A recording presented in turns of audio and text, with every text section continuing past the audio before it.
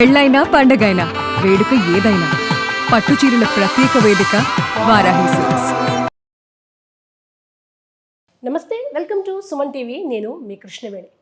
సనాతన ధర్మం నిత్య జీవితంలో మనం ప్రతిసారి పాటించే చాలా చిన్నదైన ధర్మ సూక్ష్మాలతో పాటు మోక్షం లాంటి చాలా విస్తృతమైన అంశాలన్నీ కూడా ఉంటాయి. వాటన్నింటినీ సమయం దొరికినప్పుడల్లా అసలు సమయాన్ని దొరికించుకొని మరీ ప్రేక్షకులకు తెలియజేస్తూ 4 గోడల మధ్య తరగతి గదిలో కూడా విద్యార్థులకు విజ్ఞానాన్ని అందిస్తూ ఇలా వృత్తి ప్రవృత్తి కూడా జ్ఞానాన్ని పంచడమే ధ్యేయంగా ఉన్నటువంటి ఆచార్య కాకునూరి సూర్యనారాయణమూర్తి గారి వాళ్ళ మనతో పాటు ఉన్నారు.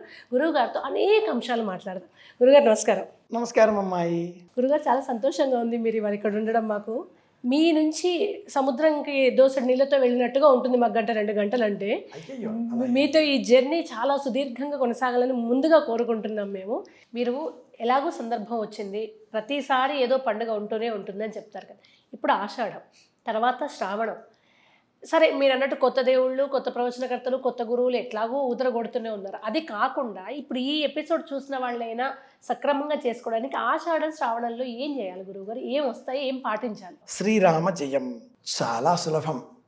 ఆషాఢం శ్రావణం ఈ 2 నెలలలో వాళ్ళు వాళ్ళ ఇంట్లో ఉండే ఆడవారికి బహుమానాలు ఇవ్వాలి. ఓహో. వాళ్ళ ఇంట్లో ఉండే ఆడవారి మనసు నొప్పించకుండా చూసుకోవాలి. అమ్మ, చెల్లెలు, అక్క, ఇల్లాలు, కూతురు, ఇంతకంటే మించిన వేరే వేరే వయస్సు తారతమ్యాలలో ఉండే స్త్రీ శక్తి ఇంకెక్కడ దొరుకుతుంది మీకు? అన్ని వయస్సులలో ఉండే బంధాలు కదా ఈ మహిళలు మన ఇంట్లోనే ఉన్నారు కదా. వీరిని దుఃఖపెట్టి మనం శ్రీకాకుళమో లేకపోతే ఇప్పుడు వారాహి అమ్మవారి ఆలయం ఉంది, శ్రీముఖ ఆలయంలో ఉంది, విజయనగరంలో శ్రీముఖ శివాలయంలో అక్కడ ఉంది రూపం, గ్రామదేవత. కాశీకి వెళుతున్నాం, ఎక్కడెక్కడో అమ్మవారిని భయపెట్టే ప్రయత్నాలు వెతుకుతూ ఉన్నాం, చేస్తూ ఉన్నాం. ఇంట్లో ఉండే సజీవంగా ఉండే శక్తి రూపాన్ని విడిచిపెట్టి ఎక్కడో మనం పూజలు చేస్తే ఏం ప్రయోజనం? మీ ఇంట్లో ఉండే మహిళామణులకు గాజులు తెచ్చి ఇవ్వండి. మీ శక్తి కొలది గోరింటాకు నూరి తెచ్చి ఇవ్వండి. గోరింటాకు నూరి ఇవ్వండి. ఇంట్లో సహాయం చేయండి. వారి పక్కనే ఉండి కృత్రిమంగా లభించేటటువంటి పెయింట్స్ కాకుండా అంత ఆకు తీసుకువచ్చి మీ ఇంట్లో నూరి మిక్సీలో వేసి మీ ఆవిడకి, మీ చెల్లెలకి, అక్కకి, మీ అమ్మకి మీరు అందించి మీరు పెట్టుకోండి, ఆవిడకు పెట్టండి. ఇంతకంటే మించిన పండగ వాతావరణం మరి ఒకటి లేదు లేదు లేదు. మీ ఇంట్లో మీరు వేప చెట్టు పెంచాలి. ఏ ఇంటికి ఆగ్నేయ భాగంలో వేప చెట్టు ఉంటుందో ఆ ఇంట్లో ఉండేవారికి పదవీ యోగం. నేను చెప్పేది ధర్మశాస్త్ర సమస్య, ధర్మశాస్త్ర సంబంధితమైనటువంటి ధర్మ సూక్ష్మం. ఏ ఇంటికి ఆగ్నేయ వాస్తు, ఇది కృష్ణ వాస్తు. ఏ ఇంటికి ఆగ్నేయ భాగంలో వేప చెట్టు ఉంటుందో ఆ ఇంట్లో ఉండేవారికి పదవీ యోగం సిద్ధిస్తుంది. మహిళలలో సక్రమమైన ఆలోచనలు పెరుగుతాయి. పెళ్ళయిన తర్వాత భర్త నా మాట వినడం లేదు అన్న అనుమానం వచ్చిన ఆ ఇల్లాలు వాటర్ డ్రమ్ము కొన్నది, భర్తకు గుండె ఆగుతుంది. ఇంకా 2.5 లేటెస్ట్ వెర్షన్ కాబట్టి ఉన్న మిక్సీ ఉన్నా కూడా కొత్త మిక్సీ కొంటే కూడా భర్త భయపడిపోతున్నాడు. భార్యాభర్త కొండ మీదికి ఏకాంతంతో వెళితే ఎందుకైనా మంచిది అని ఆ భర్త తన ఫ్రెండ్స్కి కూడా ఫోన్ చేశాడు. పొరపాటుగా ఇల్లాలు భర్త భుజం మీద చెయ్యి వేయగానే ఆ స్నేహితులు భర్తను భయంతో పట్టుకుని వెనక్కి లాగేస్తున్నారు కదా. ఎందుకు ఇంత అనుమానాస్పదమైన కుటుంబ బాంధవ్యాలు పెరిగాయి? మీరు దైవాన్ని ఇంట్లో కాకుండా బయట వెతుకుతున్నారు. ఆషాఢ శ్రావణ మాసాలలో మీరు చేయవలసింది మీ ఇంట్లో ఉండే ఇల్లాలని ఆనందపరచడం, పిల్లల్ని ఆనందపరచడం. మీ ఇంట్లో ఏ దైవం ఉంటుందో ఆ దైవాన్ని దీపం వెలిగించండి. వెంకటేశ్వర దీపారాధన ఇంట్లో చేయండి. అభిషేకం ఇంట్లో చేసుకోండి. మీ ఇంట్లో శివలింగం లేదా? శ్రావణ మాసం గుడికి వెళ్ళే అభిషేకం చేయాలా? మీ ఇంట్లో చేసుకోండి. మీకు మంత్రాలు రావు, పర్వాలేదు, ఓం నమ శివాయ అన్న పదం చాలు. భస్మం పెట్టుకుని ఓం నమ శివాయ నీళ్లు పోస్తే ఇంట్లో ఉండే పరమేశ్వరుడి పరమానంద భక్తుడు అవుతాడు కదా. మన ఇంట్లో పూజాగ్రహంలో సమస్త దేవతలు వేంచేపు చేసి ఉన్నారు కదా. కనుక శాస్త్రం ప్రకారంగా ఆషాఢ మాసములో ఆహార నియమాలు పాటించాలి. నూనె, ఉప్పు, కారం తగ్గించి లేదా లేని పదార్థాలు తినాలి. ఒక పూట భోజనం చేయాలి. భూమిలో పండే బంగాళాదుంపలు అలాంటి దుంప పదార్థాలు తినకూడదు. వంకాయ వంటి నంజు పదార్థాలు తినకూడదు. గోంగూర వంటి పదార్థాలు తినకూడదు. అయితే ములక్కాడలు తినాలి, మునగ ఆకు తినాలి అని మినహాయింపుని ఇచ్చింది ఈ శాస్త్రం. గుమ్మడికాయ తినకూడదు, ఆహార నియమాలు పాటించాలి. పగటి కాలం తక్కువ, రాత్రి ఎక్కువ అవుతుంది కాబట్టి జీర్ణశక్తి తగ్గుతుంది కనుక పెందరాళే 8లోగా తినేసేయాలి. ఉదయం 6 నుంచి 9 తినే సమయం, సాయంత్రం 6 నుంచి 8 తినే సమయం, ఇలా నియమబద్ధంగా జీవితం గడిపితే పరమాత్ముడు మన ఇంట్లోనే మన మనసులోనే ఉంటాడు, ఆరోగ్యాన్ని అందిస్తాడు. శరీరానికి అందేది సుఖం, మనసుకు అందేది సంతోషం, ఆత్మకు అందేది ఆనందం.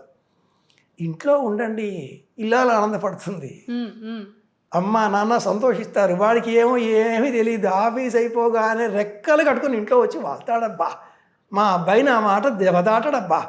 ఇంతకంటే మించిన ఆనందం తల్లి తండ్రి నుంచి మనం ఏం కోరుకుంటాం?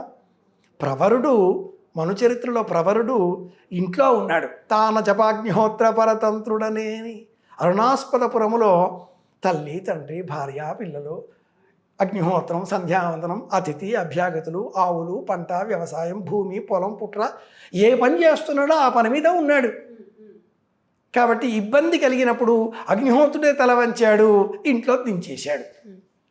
ధర్మాచరణ అనేది ఇంటికి సంబంధించినది.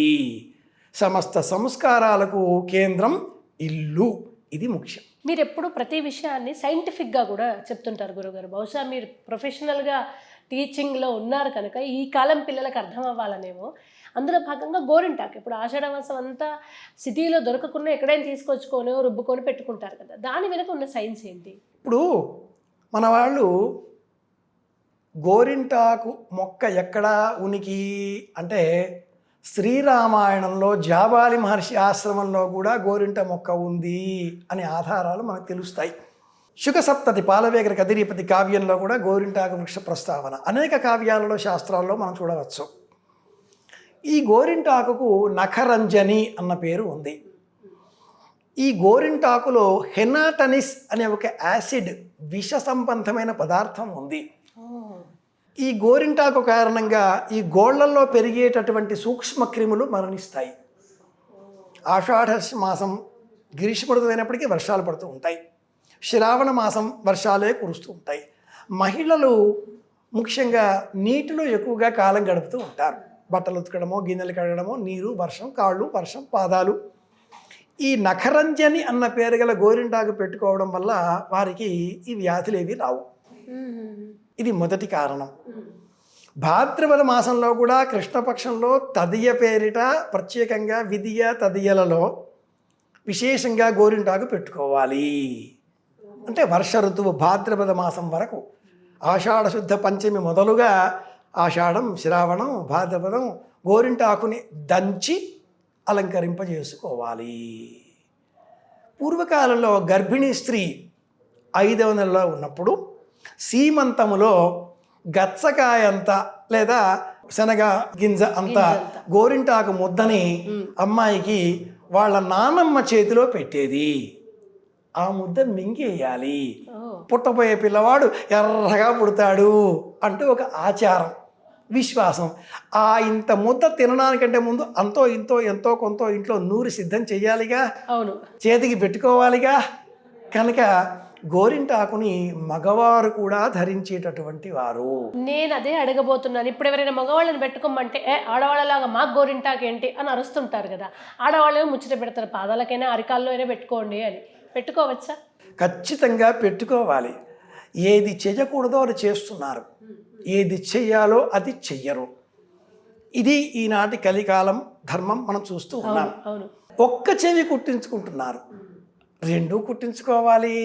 ఒక్క ముక్కు పుడక కుట్టించుకోవడం మినహాయించి ఆడవాళ్ళు చేసే మిగతా అన్ని అలంకారాలు మగవాళ్ళు చేసుకుంటున్నారు. కాటుక పెట్టుకుంటారు, పెళ్లిలోనైనా పెట్టుకుంటారు, అవును, కనీసం పెళ్లిలోనైనా పెళ్లి కొడుకు చేసిన తర్వాతనైనా పెట్టుకుంటారు. ఎప్పుడు పెట్టుకోవాలి? అది శాస్త్రం. ఎప్పుడు అంటే ఆషాఢ మాసంలో ఖచ్చితంగా. ఇప్పటికీ ఆషాఢ మాసంలో కొన్ని కుటుంబాలలో యాదవ, కుర్మ ఇలాంటి కుటుంబాలలో మగవారు పెట్టుకుంటారు. ప్రత్యక్ష సాక్షిని నేను చూచి ఉన్నాను. అలాగే పుష్పమాలికలు మెడలో వేసుకుంటారు. కనీసంగా అవసరాలలో, ఆనంద సమయాలలోనైనా పుష్పమాలికలు వేసుకుంటున్నారుగా, ఎప్పుడూ ధరించాలి. కాలికి కడియాలు వేసుకోవాలి. నల్లదారం కట్టుకుంటున్నారు. కడియం కూడా వేసుకునే వాళ్ళు మొన్నటి వరకు కూడా వేసుకుంటున్నారు. కొన్ని కులాల్లో ఇప్పటికీ మనం చూడవచ్చు, వేసుకోవాలి.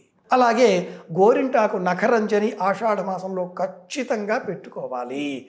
ఇల్లాలు సోదరి పెడుతూ ఉంటే ఇంతకంటే ఆనందం ఇంకేముంటుంది? పెట్టుకోవాలిగా. ధన్యవాదాలు గురుగారు. శ్రీరామ జయం.